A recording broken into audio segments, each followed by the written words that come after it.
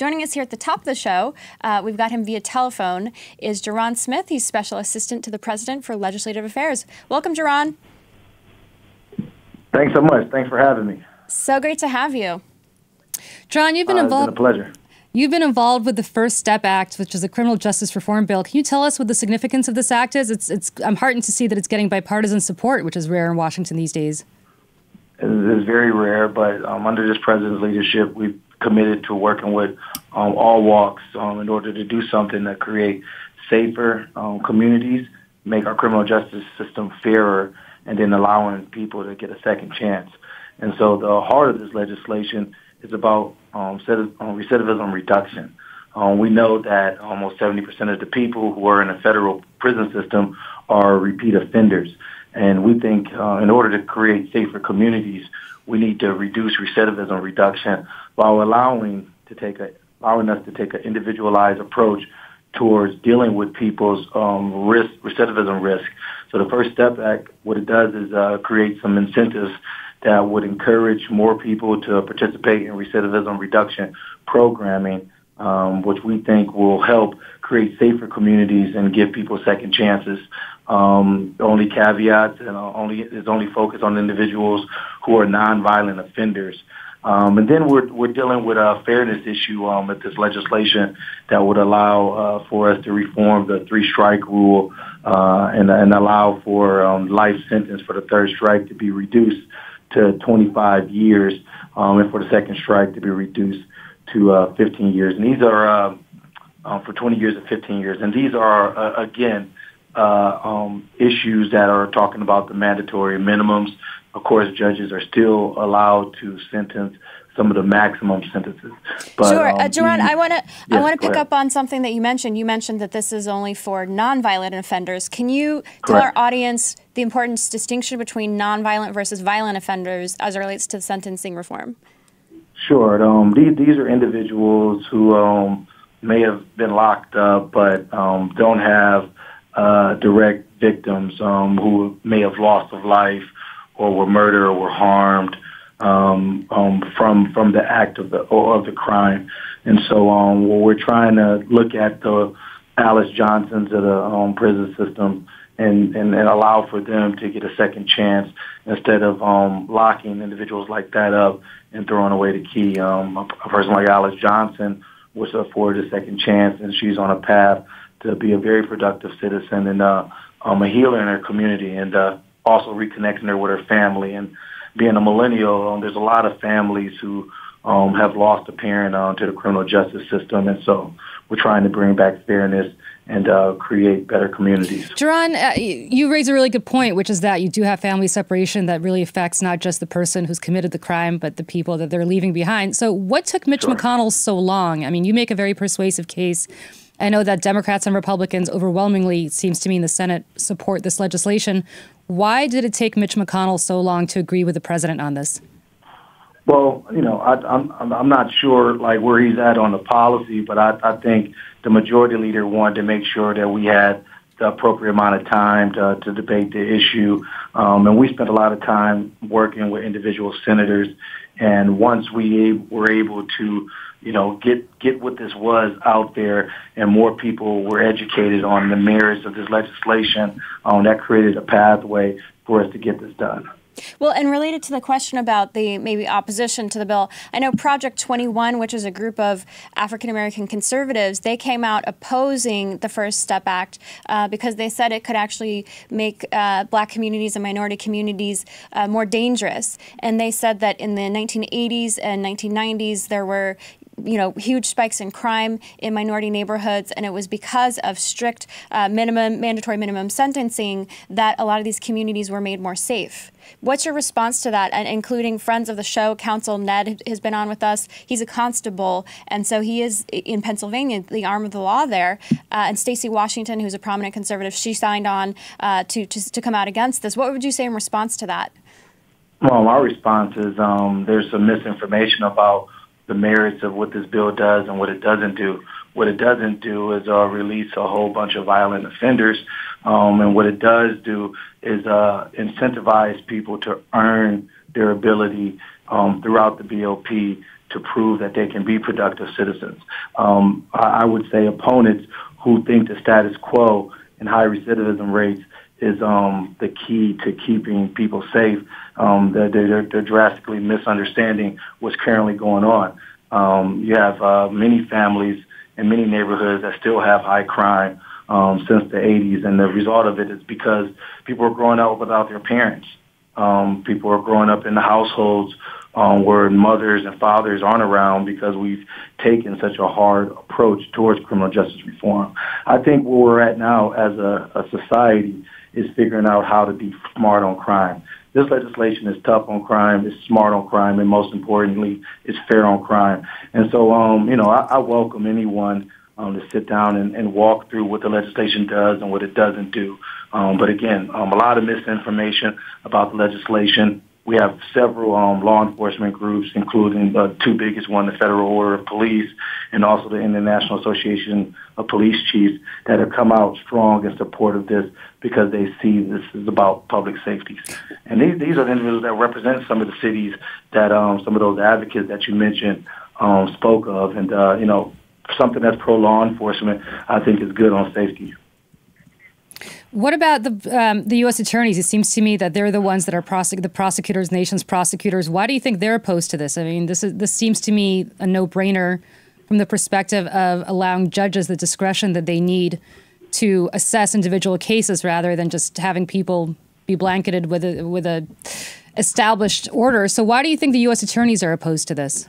If you've listened to Larry Leiser's comments, there's a lot of stuff in this legislation that he agrees with. I think that at the end of the day, there's a lot of agreement on this legislation, and there was a lot of misinformation on what this legislation did and didn't do. And we have a critical majority of individuals who support the policy because it's about reducing recidivism and allowing people to get a second chance. We're getting more people on board to support what we're trying to do. And I think not all U.S. attorneys feel the same. You have some groups that say they represent everyone, but it's just like the sheriff groups. We have a letter of 50 sheriffs that support the legislation, but one trade association thinks otherwise. And so, that's Washington. You're never going to have everyone agreeing the same way. But, our administration and the majority feels that this is going to make a community safer. And the facts are the facts, that this is focused on nonviolent individuals. So, Jaron, I know that the daughter of Martin Luther King Jr. wrote an op-ed in support of this. Dr. Bernice King wrote an op-ed, and she said they estimate that the drop in federal prison population could be up to 20%. My question to you, though, is that the reality is that the vast majority of prisoners in this country are actually not held in federal prisons. And this bill, the First Step Act, is really targeting federal prisons, but that's only a small minority. I don't know, something like maybe 10%. So what about that other 80 to 90% or vast majority of people who are being held at the state and local prison level? Sure. The last time that the federal government did prison reform or criminal justice reform at this magnitude, it encouraged some of the states to reform their systems. We saw reforms in Texas, reform in Kentucky and Georgia that has reduced crime and also closed prisons because they put in a system in place that reduced recidivism reduction. And so we think the impact of the First Step Act would also encourage other states to do something similar. Again, this is about public safety, and we're going to continue to advocate for safer neighborhoods and creating a fairer criminal justice system. Jaron, how much of the president's own political capital is he putting behind this? Is he making calls himself? Is he calling opponents in his own party on the Hill to ask them to support this legislation? How much is he involved in this himself? The president has been very active. He's done a number of press conferences, has sent a number of tweets, and yes, he has engaged individual senators.